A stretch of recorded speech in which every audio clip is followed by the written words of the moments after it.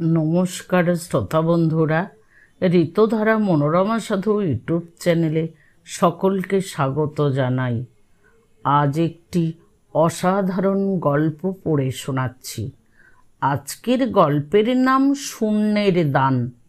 লিখেছেন ডক্টর বলাই চাঁদ মুখোপাধ্যায়, যার ছদ্মনাম বনফুল। বলা হয় বনফুল বনের থেকে একটি করে ফুল চয়ন করে তার ছোট গল্পগুলিতে গল্পের উপকরণ পেয়েছেন। আসুন এখন শোনা যাক গল্পটি, শূন্যের দান। ভাদুড়ী মহাশয় গঙ্গার ধারে তাহার নির্দিষ্ট স্থানটিতে গিয়া সেদিনও উপবেশন করিলেন। রোজই উপবেশন করেন। বৈকালে রোদটা যখন পড়িয়া আসে তখন তিনি আর ঘরে থাকিতে পারেন না। একটা অদ্ভুত আকর্ষণ তাহাকে গঙ্গার ওই স্থানটির দিকে টানিতে থাকে। স্থানটির যে বিশেষ কোনো একটা বৈশিষ্ট্য আছে তাহাও নয়। হেলিয়া পড়া একটা বট গাছের আড়ালে সামান্য একটু স্থান। আশেপাশে ঝোপঝাড়, ময়লা আবর্জনাও আছে। ভাদুড়ী মহাশয় যে স্থানে প্রত্যহ বসেন, কেবল সেই স্থানটি ছোট আসনের মতো একটু জায়গা, বেশ পরিচ্ছন্ন। মনে হয় কেহ যেন পরিষ্কার করিয়া রাখিয়াছে। আসলে কিন্তু তাহা নয়। ভাদুড়ী মহাশয় রোজ ওই স্থানটিতে বসেন বলিয়া স্থানটি তৃণশূন্য। ভাদুড়ী মহাশয় প্রত্যহ আসিয়া যখন বসিতে যান, তখন ওই তৃণশূন্য স্থানটুকু তাহার মনে অদ্ভুত একটা ভাবের সঞ্চার করে। একটু তিক্ত হাসি হাসিয়া ভাবেন, আমার ছোঁয়াচ লেগে কচি ঘাসগুলো পর্যন্ত পুড়ে গেল। ভাবেন, কিন্তু ঠিক সেই স্থানটিতেই আবার উপবেশন করেন। উপবেশন করিবার পূর্বে পকেট হইতে রুমাল বাহির করিয়া স্থানটি একবার ঝাড়িয়া লন। বহুদিন হইতেই এই একই ব্যাপারের পুনরাবৃত্তি চলিতেছে। ভাদুড়ী মহাশয়ের বয়স 70-এর কাছাকাছি। গভর্নমেন্টে চাকরি করিতেন, ভালো চাকরি করিতেন। 55 বছর বয়সে রিটায়ার করিয়াছেন। যখন চাকরি করিতেন তখন তাহার মোটর ছিল, আরদালি চাপরাশি ছিল, মান সম্ভ্রম ছিল। অনেক লোক ঝুঁকিয়া সেলাম করিত। ভালো ভালো বাড়িতে বাস করিতেন। 3 পুত্র এবং রূপসী পত্নী লইয়া তিনি বহু লোকের ঈর্ষাভাজন হইয়াছিলেন। কিন্তু এখন আর কিছু নাই, সব গিয়াছে। বড় ছেলেটি কুসঙ্গে পড়িয়া বহুদিন পূর্বে নিরুদ্দেশ হইয়া গিয়াছে। অনেক চেষ্টা করিয়াও তাহার কোনো খবর তিনি আর সংগ্রহ করিতে পারেন নাই। মেজ ছেলের পত্নীর সহিত তাহার পত্নীর বনিবনাও হয় নাই। সে বহুকাল পূর্বে পৃথক হইয়া গিয়াছে। এখন মিরাটে চাকরি করে, চিঠিপত্রও লেখে না। মেজ ছেলের সহিত বিচ্ছেদ ঘটিবার ঠিক পরেই তিনি রিটায়ার করেন। ঠিক এই সময়ে তাহার ব্রহ্মাবিদ্যা মহেশ্বরানন্দ স্বামীর সহিত দেখা হয়। তাহার এক বন্ধু স্বামীজির নিকট মন্ত্র লইয়াছিলেন। বন্ধুর সহিত কয়েকদিন স্বামীজির নিকট যাতায়াত করিয়া সংসারের অনিত্যতা সম্বন্ধে যেসব কথা তিনি শুনিলেন, তাহা নিজের অভিজ্ঞতার সহিত মিলিয়া গেল। ইহাও তাহার মনে হইল, এতকাল তো সংসারের মোহে আবদ্ধ হইয়া কলুর বলদের মতো ঘানি টানিয়াছেন। এখন রিটায়ার করার পরও সংসার পঙ্কে ডুবিয়া আছেন। এইবার পরলোকের চিন্তায় মন দেওয়া উচিত। তাহার বন্ধু বিনোদ লস্কর যখন দুই ভ্রুর মধ্যবর্তী স্থানে আলো দেখিতে পাইয়াছেন, মারোয়ারি পুরনমল যখন মন্ত্রের সাহায্যে নিজের আসন হইতে প্রায় 1 বিঘত উঠিয়া শূন্যে অবস্থান করিতে সক্ষম হইয়াছেন, তখন তিনি বা ব্যর্থ কাম হইবেন কেন?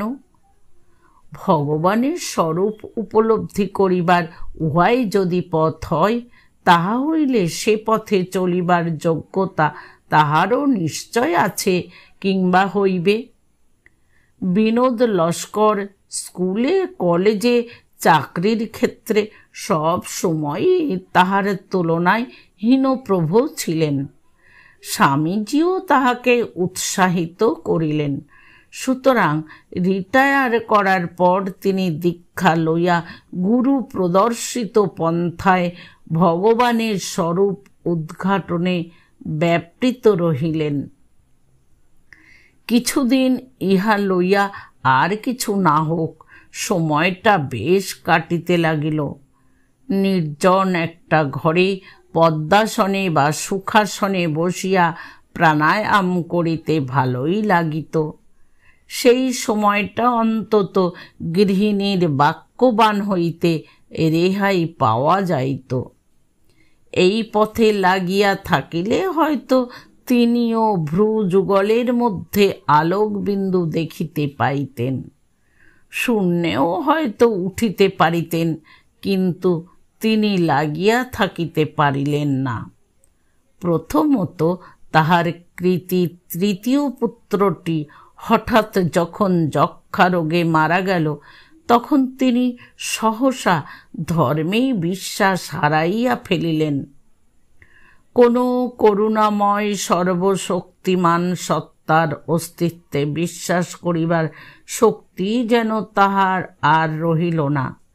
দ্বিতীয়ত, কিছুদিন হইতে প্রাণায়াম করিবার সময় বুকের একপাশে তিনি একটা বেদনা অনুভব করিতেছিলেন। একথা শুনিয়া একজন ডাক্তার তাহাকে প্রাণায়াম করিতে নিষেধ করিলেন। সুতরাং গুরু প্রদর্শিত পথে তিনি চলিতে পারিলেন না। গুরুর সংস্রব তাহাকে ত্যাগ করিতে হইল।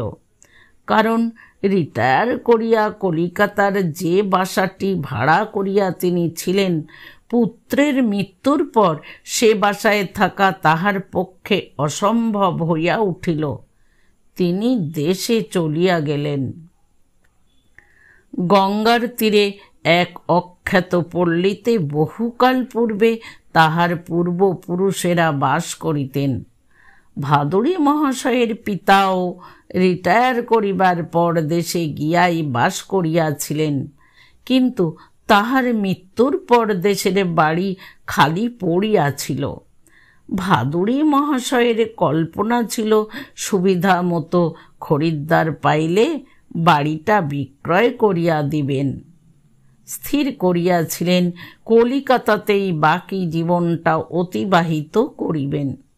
কিন্তু বিধাতার ইচ্ছা অন্যরূপ ছিল।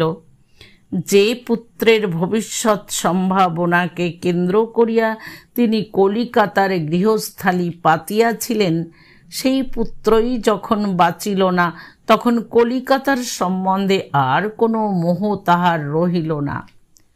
এমনিতেই কলিকাতায় বাস তাহার পক্ষে সুখকর ছিল না।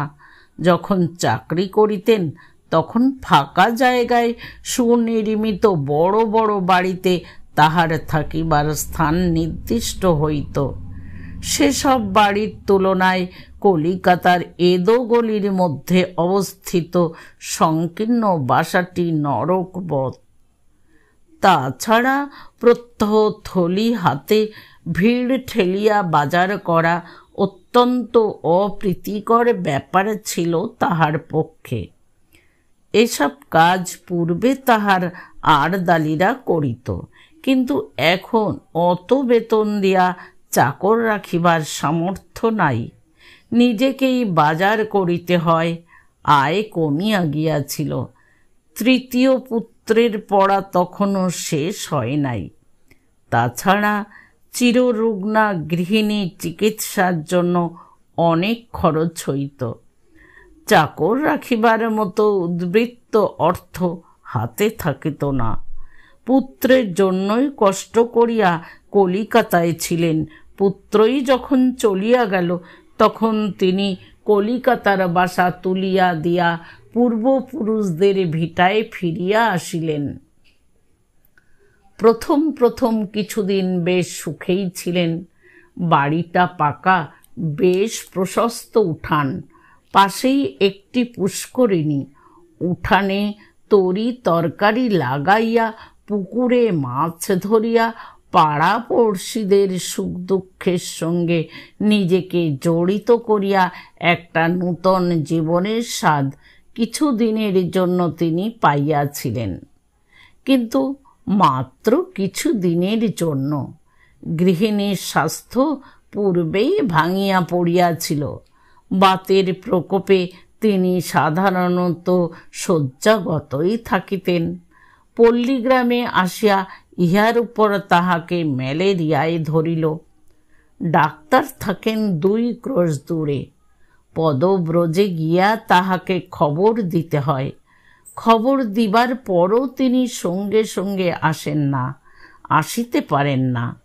অনেক সময় একদিন, কখনো কখনো 2 দিন পরে আসেন। পোস্ট অফিস হইতে ম্যালেরিয়ার জন্য কুইনিন কিনিয়া কিছুদিন চালাইবার চেষ্টা করিলেন। কিন্তু পোস্ট অফিসও কাছে নয়, প্রায় মাইল 2 দূরে। কুইনিন ফুরাইয়া গেলে পোস্ট অফিস হইতেও আনা সব সময় হইয়া উঠিত না, কারণ তিনি নিজেও মাঝে মাঝে অসুস্থ হইয়া পড়িতেন। কম্প দিয়া জ্বর আসিত, পেটে গোলমাল তো ছিলই, তাছাড়া বয়স ক্রমশ বাড়িতেছিল, দুর্বল হইয়া পড়িতেছিলেন। সুতরাং এমন দিনও মাঝে মাঝে উপস্থিত হইতে লাগিল, যখন স্বামী স্ত্রী উভয়েই অসুখে পড়িয়া আছেন। ঔষধপথ্যের ব্যবস্থা করিবার লোক নাই। পল্লীগ্রামে চাকর বা রাঁধুনি পাওয়া সহজ নয়। অনেক খোসামত করিয়া একটি স্থবিরা ব্রাহ্মণীকে তিনি পাচিকা রূপে নিযুক্ত করিতে সমর্থ হইয়াছিলেন। সেও মাঝে মাঝে অসুস্থ হইয়া পড়িত। একটি বাগদিবও আসিয়া কাপড় কাচা, বাসন মাজা প্রভৃতি করিত। কিন্তু তাহাকে লইয়াও শান্তি ছিল না। সে যুবতী ছিল, কথায় কথায় ফিক ফিক করিয়া হাসিত। ভাদুড়ী মহাশয়ের সহধর্মিণী সন্দেহ করিতে লাগিলেন যে বৃদ্ধ ভাদুড়ী মহাশয় গোপনে গোপনে হয়তো উহার সহিত অবৈধ প্রণয় সূত্রে আবদ্ধ হইতেছেন। কোনো প্রমাণ ছিল না, কিন্তু সন্দেহ প্রমাণের উপর নির্ভর করে না। ভাদুড়ী মহাশয় চলৎশক্তি রহিত না হইলে প্রায়ই বাড়ির বাহিরে চলিয়া যাইতেন, কিন্তু বাহিরে গিয়া তাহাকে আরও বিপদে পড়িতে হইত। বাহিরে বসিবার স্থান কোথায়? একটু দূরে মিত্র মহাশয়ও আছেন। ভাদুড়ী মহাশয় গেলে তিনি অভ্যর্থনাও করেন, কিন্তু ভাদুড়ী মহাশয় সেখানে যাইতে চান না।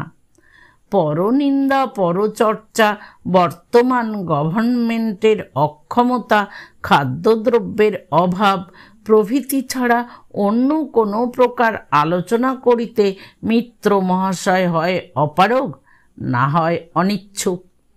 ভাদুড়ী মহাশয়ের ওসব ভালো লাগে না। সুতরাং তিনি মিত্র মহাশয়কে পারতপক্ষে এড়াইয়া চলেন।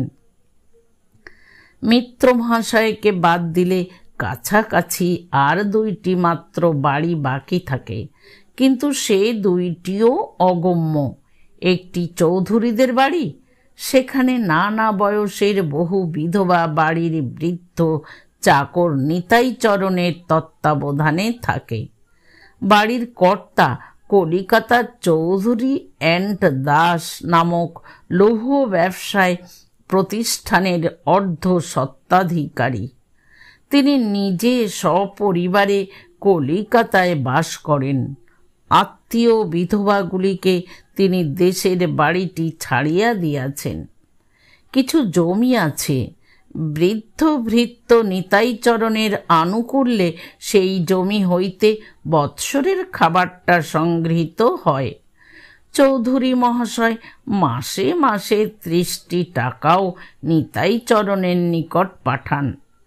জনশ্রুতি এই 30 টাকার অংশ লইয়া 12টি বিধবার মধ্যে মাঝে মাঝে তুমুল কলহ বাঁধিয়া যায়। যেদিন পিয়ন আসিয়া টাকাটি দিয়া যায়, তাহার পর 3-4 দিন বাড়িতে নাকি কাক চিল পর্যন্ত বসিতে সাহস করে না। দ্বিতীয় বাড়িটি অপুত্রক কেনারাম চক্রবর্তীর। স্বামী স্ত্রী উভয়েই সূচি বায়ুগ্রস্ত। স্নান করা, হাত ধোয়া, চতুর্দিকে গোবর জল এবং গঙ্গা জল ছিটানো, এইসব লইয়াই থাকেন তাহারা। ভাদুড়ী মহাশয় 2-1বার তাহাদের বাড়িতে গিয়া আলাপ জমাইবার চেষ্টা করিয়াছিলেন। চক্রবর্তী মহাশয় লোক খারাপ নন, হাসি মুখেই আলাপ করিয়াছিলেন, কিন্তু প্রতিবারই ভাদুড়ী মহাশয়ের কেমন যেন সন্দেহ হইয়াছিল যে যদিও কেনারামবাবু মুখে ভদ্রতার চূড়ান্ত করিতেছেন, কিন্তু মনে মনে তাহার একটা অস্বস্তি হইতেছে। তাহার চোখের ভাষা অন্যরকম।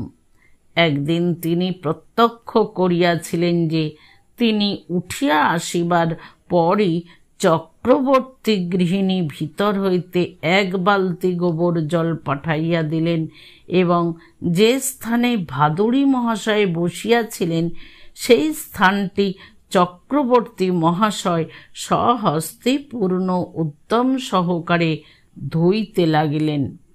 ইহার পর ভাদুড়ী মহাশয় আর চক্রবর্তী মহাশয়ের বাড়িতে পদার্পণ করেন নাই। সুতরাং বাড়ি হইতে বাহির হইয়া ভাদুড়ী মহাশয় একটু মুশকিলে পড়িয়া যাইতেন। কোথাও আশ্রয় নাই। কলিকাতার পার্কগুলির কথা মনে পড়িত। চায়ের দোকানগুলি, বিশেষ করিয়া বোস মহাশয়ের ছোট দোকানটির ছবি মানসপটে ফুটিয়া উঠিত। কিন্তু কলিকাতায় ফিরিবার আর উপায় নাই, ইচ্ছাও নাই। লজ্জার মাথা খাইয়া মেজ ছেলেকে একটা চিঠি লিখিয়াছিলেন। মেজ ছেলে তাহার উত্তরও দিয়াছিল। লিখিয়াছিল, আপনিও মা এখানে চলিয়া আসুন, দেশে কষ্ট করিয়া পড়িয়া থাকিবার দরকার কি? তাহার স্ত্রী কিন্তু যাইতে সম্মত হইলেন না। বলিলেন, শ্বশুরের ভিটা আঁকড়াইয়া শত কষ্ট সহ্য করিয়াও তিনি গ্রামে পড়িয়া থাকিবেন, তবু পুত্রবধূর হাত তোলা হইয়া থাকিতে পারিবেন না। স্বামীর আত্মসম্মানহীনতার জন্য তাহাকে যৎপরনাস্তি গঞ্জনাও দিলেন। ভাদুড়ী মহাশয় অনুভব করিলেন তিনি দকে অর্থাৎ কর্দমে আটকাইয়া গিয়াছেন এবং এইভাবেই বাকি জীবনটা কাটাইতে হইবে। কাটাইতে তাহার আপত্তি ছিল না। অসুস্থ এবং রুগ্ন স্ত্রীর বাক্য যন্ত্রণা সহ্য করিয়া ম্যালেরিয়ায় ভুগিয়া এই অজ পাড়া গায়ে বাকি জীবনটা কাটাইতে তিনি প্রস্তুত ছিলেন। কিন্তু সমস্যা দাঁড়াইয়াছিল কি লইয়া থাকিবেন। মনের কিছু একটা অবলম্বন চাইত। ধর্মের উপর আর আস্থা ছিল না। সময় পাইলে মাঝে মাঝে বই পড়িতেন। কিছু বই তাহার ছিল, কিন্তু কতক্ষণ বই পড়া যায়? সর্বাপেক্ষা মুশকিল হইত বিকাল বেলাটা। যখন চাকরি করিতেন, ক্লাবের মেম্বার ছিলেন, টেনিস খেলিতেন, ব্রিজ খেলিতেন, সময় কাটাইবার কত উপায় ছিল। কিন্তু এই গ্রামে ক্লাব দূরের কথা, পোস্ট অফিস নাই, রেলওয়ে স্টেশন নাই, গঙ্গার ওপারে স্টেশন, সেখানে নামিয়া নৌকা যোগে এখানে আসিতে হয়। ভাদুড়ী মহাশয় অবশেষে বাধ্য হইয়া একদিন গঙ্গা তীরে গিয়া বসিলেন। দেখিলেন ওই স্থানটুকু ছাড়া গ্রামে নিঝঞ্ঝাটে বসিবার আর কোনো স্থান নাই। এদিক ওদিক চাইয়া হেলিয়া পড়া বটগাছটার নিচে ওই স্থানটুকু তিনি আবিষ্কার করিলেন।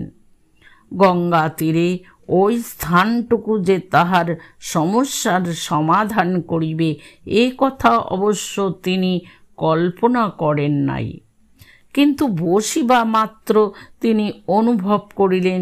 ঠিক কী যে অনুভব করিলেন তাহা বর্ণনা করা শক্ত, তবে একটা অননুভূতপূর্ব আরাম যেন তাহার সত্তাকে সহসা আচ্ছন্ন করিয়া দিল। আকাশের দিকে চাইয়া সহসা তিনি মুগ্ধ হইয়া গেলেন। নির্নিমেষে কিছুক্ষণ চাইয়া রহিলেন। উত্তর বাহিনী গঙ্গা সোজা গিয়া উত্তর আকাশে মিশিয়াছে। বামে পশ্চিম আকাশের মেঘমালায় অস্তায়মান সূর্যের বিচিত্র বর্ণমালা। সে বর্ণের আভা গঙ্গার বুকে এবং উত্তর আকাশের স্তূপীকৃত মেঘে প্রতিফলিত হইয়াছে। গঙ্গা চিরকালই বহিতেছে, আকাশে মেঘের আবির্ভাবও কোনো নূতন ঘটনা নহে, কিন্তু সেদিন তাহার চক্ষে সবই যেন বড় নূতন ঠেকিল। তিনি মুগ্ধ হইয়া বসিয়া রহিলেন। তাহার পর হইতে রোজই তিনি ওই স্থানটিতে গিয়া বসেন। গত 10 বছর হইতে প্রত্যহ বসিতেছেন। প্রতিদিন ওই উত্তর আকাশে নূতন ছবি দেখিতে পান। কোনো দিন মেঘ থাকে, কোনো দিন থাকে না। যেদিন থাকে সেদিন নূতন ধরনে থাকে। কখনো একই জিনিসের পুনরাবৃত্তি হয় না, রোজই নূতন ছবি। সে ছবিও চোখের সামনেই ধীরে ধীরে বদলাইতে থাকে। পশ্চিম আকাশেও ঠিক তাই। প্রতিদিনে নূতন ঢং, নূতন দৃশ্য। গঙ্গার তরঙ্গমালাও যেন প্রতিদিন নূতন রূপে সাজিয়া তাহাকে অভ্যর্থনা করে। বৈকালের এই সময়টুকুর জন্য ভাদুড়ী মহাশয় উন্মুখ হইয়া বসিয়া থাকেন। এই সময়টুকু যেন অভিনব সাজে সাজিয়া তাহার জন্য অপেক্ষা করে। এই 10 বৎসরে অনেক ঘটনা ঘটিয়া গিয়াছে। তাহার স্ত্রী বিয়োগ হইয়াছে, তাহার মেজ ছেলেটিও আর নাই। প্লেগে আক্রান্ত হইয়া সে সপরিবারে মারা গিয়াছে। যে স্থবিরা ব্রাহ্মণী তাহার বাড়িতে রাঁধুনির কাজ করিত, সে বহু পূর্বেই দেহ রক্ষা করিয়াছে। বাগদি মেয়েটি শ্বশুরালয়ে চলিয়া গিয়াছে। ভাদুড়ী মহাশয় এখন সম্পূর্ণ একা। একবেলা সপাখ্যান রান্নার আয়োজন করিতে সকালটুকু কাটিয়া যায়। আহার করিয়া সামান্য একটু বিশ্রাম করেন। তাহার পর গঙ্গার ধারের ওই স্থানটুকুতে গিয়া বসেন। যেদিনের কথা বলিতেছি সেদিন ভাদুড়ী মহাশয় আহারাদির পর একটা পুরাতন মাসিক পত্রিকা খুলিয়াছিলেন। তাহাতে ঋগ্বেদের অনুবাদ প্রকাশিত হইয়াছিল। তাহাতে তিনি একটা অদ্ভুত জিনিস পাঠ করিলেন। যখন অস্তিত্বও ছিল না, নাস্তিত্বও ছিল না, যখন পৃথিবী ছিল না, পৃথিবীর ঊর্ধ্বে আকাশও ছিল না, তখন কি ছিল? তখন কে সেই মহা অন্ধকারের গর্ভে নিহিত ছিলেন? যখন মৃত্যু ছিল না, অমৃত্যুও ছিল না, দিবারাত্রির বিভেদ যখন ছিল না, তখন সেই নিগূঢ় অন্ধকারের মধ্যে, সেই মহাশূন্যে অপ্রত্যক্ষভাবে তিনি স্পন্দিত হইতেছিলেন। তিনি কালক্রমে তেজরূপে আত্মপ্রকাশ করিলেন। প্রথমে আবির্ভূত হইল কামনা। এই ধরনের অনেক কথা ছিল। পড়িতে পড়িতে ভাদুড়ী মহাশয় ঘুমাইয়া পড়িয়াছিলেন। গঙ্গার তীরে বসিয়া কথাগুলি পুনরায় তাহার মনে পড়িতে লাগিল। মনে হইতে লাগিল, মহাশূন্যের মধ্যেই সৃষ্টি সম্ভাবনা প্রচ্ছন্ন ছিল। তাহার জীবনও তো এখন মহাশূন্য। সে শূন্যতার মধ্যে কোনো সম্ভাবনা লুকাইয়া আছে কি? তাহার অজ্ঞাত সারেই তাহার মুখে একটা তিক্ত অবিশ্বাসের হাসি ফুটিয়া উঠিল। তিনি উত্তর আকাশের মহাশূন্যে দৃষ্টি নিবদ্ধ করিয়া বসিয়া রহিলেন। উত্তর আকাশে কিছু দুগ্ধ শুভ্র স্তূপ মেঘ একাধারে স্তূপীকৃত হইয়া পড়িয়াছিল। সহসা ভাদুড়ী মহাশয়ের ভ্রু কুঞ্চিত হইয়া গেল। তাহার মনে হইল খানিকটা মেঘ আকাশ হইতে খুলিয়া গিয়া যেন তাহার দিকে ভাসিয়া আসিতেছে। একটু পরেই অবশ্য তাহার ভুল ভাঙিল। মেঘ নয়, নৌকার পাল। নৌকাটির দিকেই তিনি চাহিয়া রহিলেন। কতক্ষণ চাহিয়া ছিলেন তাহার খেয়াল ছিল না। হঠাৎ লক্ষ্য করিলেন নৌকাটি খুব কাছে আসিয়া পড়িয়াছে। নিকটের ঘাটেই ভিড়িল। নৌকায় একজন ভদ্রলোক বসিয়া আছেন, পাশেই একটি সুন্দরী মহিলা, 4-5টি নানা বয়সের ছেলে মেয়েও রহিয়াছে। ভদ্রলোক নৌকা হইতে নামিয়া ভাদুড়ী মহাশয়কে প্রশ্ন করিলেন, বলতে পারেন হরনাথ ভাদুড়ীর বাড়ি কোনটা? কেন, তার বাড়ি খুঁজছেন কেন আপনি? আমি তার বড় ছেলে। অনেক দিন বিদেশে ছিলাম, অনেক দিন পরে ফিরেছি। কলকাতায় তার এক বন্ধুর সঙ্গে দেখা হয়েছিল। তিনি বললেন বাবা এখানেই আছেন। কে, নবু? প্রৌঢ় ভদ্রলোক কয়েক মুহূর্ত সবিস্ময়ে ভাদুড়ীর মুখের দিকে চাহিয়া রহিলেন। নবকুমার পিতাকে সত্যই চিনিতে পারেন নাই। তারপর হঠাৎ পারিলেন এবং আসিয়া প্রণাম করিলেন। এরাকে? আমি রেঙ্গুনে বিয়ে করেছিলাম, সবাইকে নিয়ে এসেছি। সকলে আসিয়া একে একে প্রণাম করিতে লাগিল। পুত্র, পুত্রবধূ, পৌত্র, পৌত্রী সবাই আবার তাহাকে ঘিরিয়া দাঁড়াইল। তাহার শূন্য জীবন অপ্রত্যাশিতভাবে আবার পূর্ণ হইয়া গেল। গল্পটি এখানেই সমাপ্ত। আবার দেখা হবে আগামীকাল ঠিক বিকেল 5টায়। বন্ধুরা, গল্পটিতে যদি নতুন হয়ে থাকেন তাহলে ঋতুধারা মনোরমা সাধু ইউটিউব চ্যানেলটি সাবস্ক্রাইব করবেন। আর গল্পটি যদি ভালো লেগে থাকে তাহলে একটি লাইক ও কমেন্ট করতে ভুলবেন না। ধন্যবাদ।